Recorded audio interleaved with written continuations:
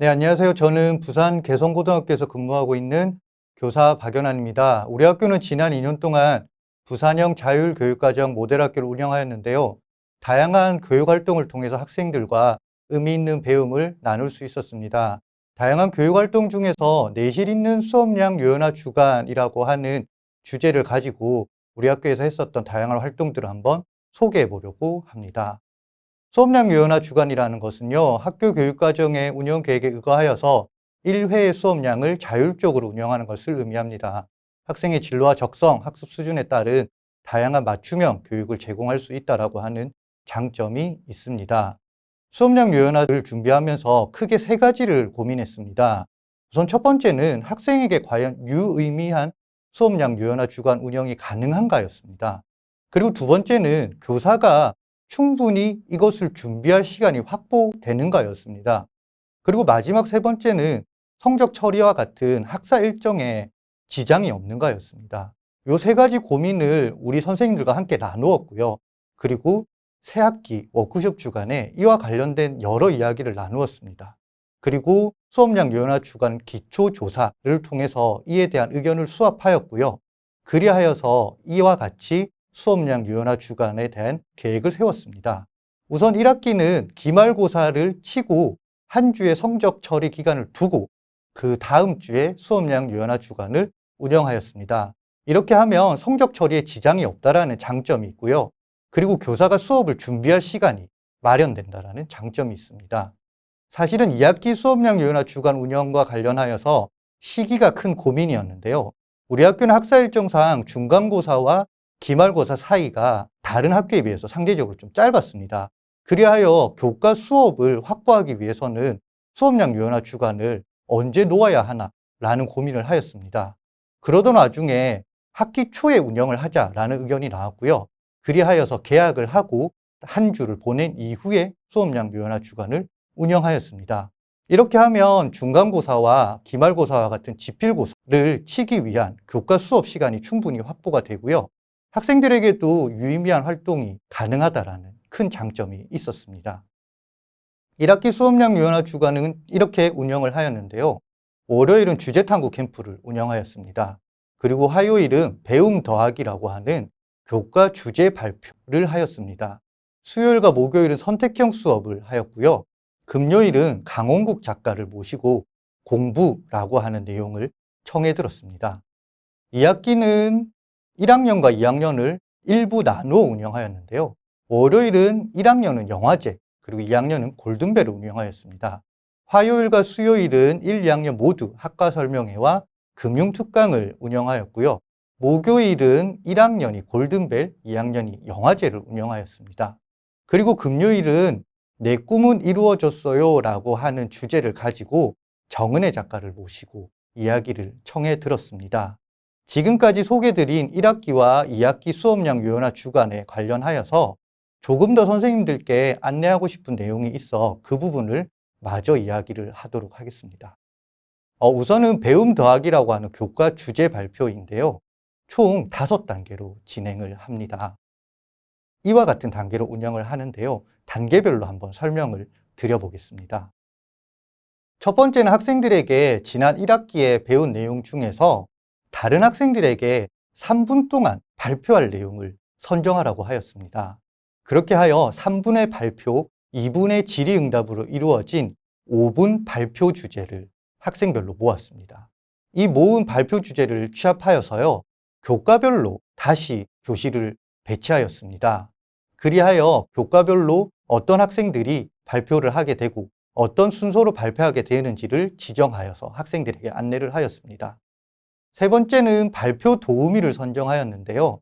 교과별로 지정된 발표 도우미들이요, 전체 활동에 대해서 같이 한번 이야기를 나누고 공유하고요. 그리고 나서 사전 교육을 실시하였습니다.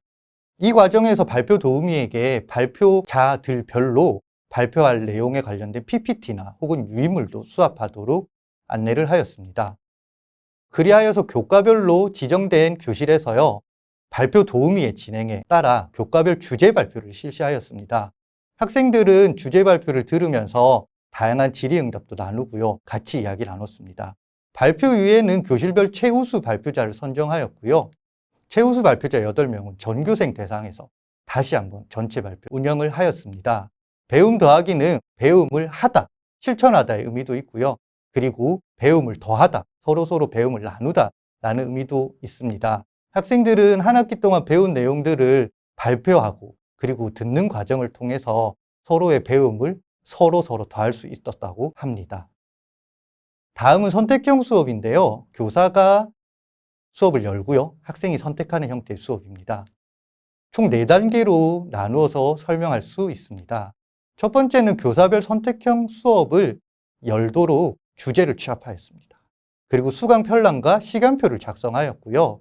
그리고 각 선생님들께 선택형 수업에 필요한 물품을 조사를 받아서 일괄 부서에서 준비를 하였습니다. 수강 신청을 어떻게 할까가 큰 고민이었는데요. 교육청에서 제공하고 있는 방과 후 업무 지원 시스템 중에 방과 후 학교 수강 신청 프로그램이 있습니다. 이 프로그램을 활용하여서 학생들에게 수강 신청을 받았고요. 모든 강의가 5분 안에 모두 수강 신청이 끝이 나는 그런 뜨거운 반응을 볼 수 있었습니다. 이후에 시간표에 따라서 선택형 수업을 운영하였는데요. 2개 학년에 총 51개 강좌가 개설되어서 운영되었습니다. 특별히 학생들에게 인기가 있었거나 혹은 좀 유의미했었다라고 하는 강좌의 사진을 몇 가지 가지고 왔습니다. 첫 번째는 점자 스티커 만들기였는데요. 학내 곳곳에 점자 안내 스티커를 붙임으로써 유니버셜 디자인이라고 하는 것을 학교 안에서 구현해보는 그런 활동이었습니다. 두 번째는 마술이었는데요. 마술 활동 이후에 그 안에 숨어있는 수학적 원리들을 한번 탐구해보는 시간이었습니다. 세 번째는 우리 학교에는 야구부가 있는데요. 야구부 학생에게 직접 티볼을 배워보는 활동이었습니다. 네 번째는 수학적 원리를 이용해서 튼튼다리 만들기를 하였던 것이고요. 5번째 사진은요, 태양광 랜턴 키트가 있거든요. 그걸 이용하여서 랜턴을 만든 이후에 아프리카에 기부하는 활동을 하였습니다. 마지막 6번째는 학생들에게 특히 인기가 많았는데요. 육아교실이었습니다. 기저귀도 한번 갈아보고요. 그리고 아기를 한번 안아보는 연습도 하는 그런 활동들이었습니다. 이런 다양한 선택형 수업을 통해서 교과 수업과 연관되면서도 실생활에 연관되면서도 학생들에게 유의미한 배움을 나눌 수 있는 그런 다양한 활동들을 할 수 있었습니다. 그리고 소개드릴 활동은 골든벨입니다. 사실 골든벨은 많이 알려진 활동인데요. 어떻게 운영을 하면 조금 더 유의미할까 고민을 하다가 이렇게 운영을 하였습니다. 골든벨 문제 출제단을 구성하였는데요.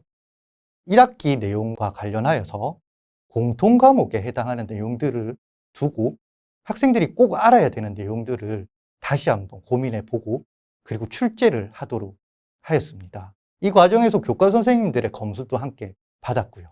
그래야 해서 공통 과목 중심으로 문제를 출제하였습니다.